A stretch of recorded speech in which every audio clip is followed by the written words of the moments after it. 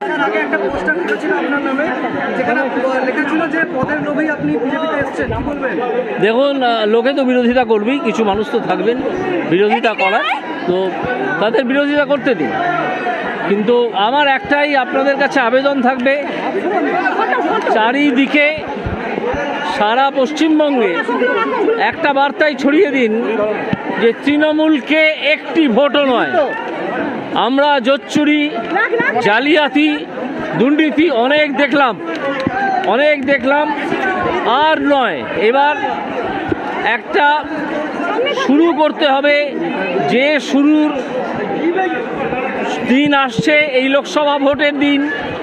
লোকসভার তো প্রচার হবেই, তার সঙ্গে সঙ্গে মনে রাখতে হবে যে এই দুর্নীতিগ্রস্ত সরকারকে সরিয়ে আমাদেরকে 2026 সালে বাংলায় ক্ষমতায় আসতে হবে, না হলে পশ্চিমবাংলা বাঙালি কিছুতেই বাঁচবে না। আজকে যেভাবে প্রতিটা ক্ষেত্র জীবনযাপনের ধ্বংস করা হয়েছে, তৃণমূল একেবারে জোচ্চুরি করছে, দুর্নীতি করছে, নিজেদের ঘরে টাকা কামাচ্ছে, 500 বা 1000 টাকা দিচ্ছে আর 1 কোটি টাকা করে চুরি করছে প্রতিদিন।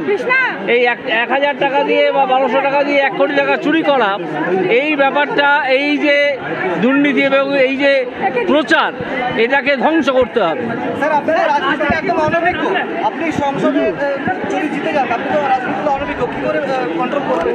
আরে আগে আমার নাম ঘোষণা হোক, তারপর তো এইসব প্রশ্ন। এখন তো হয় এক্ষুনি আমার খুব ভালো লেগেছে। মানুষজনের যে আন্তরিকতা, অভ্যর্থনা আমি পেলাম, সেটা আমাকে অভিভূত করেছে, খুব ভালো লেগেছে।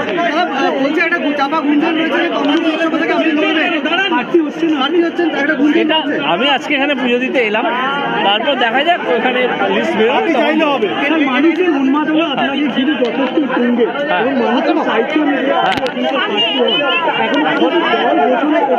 এটা তো বিজেপির ওপর মহলের এতে হয়, আমার তো কিছু করার নেই। এটা তারা যেভাবে ঠিক করবেন সেভাবেই আমাকে মানতে হবে, সেইভাবে সেটাই। কি বলবেন এখনো? খুব ভালো লাগলো মানুষজন যেভাবে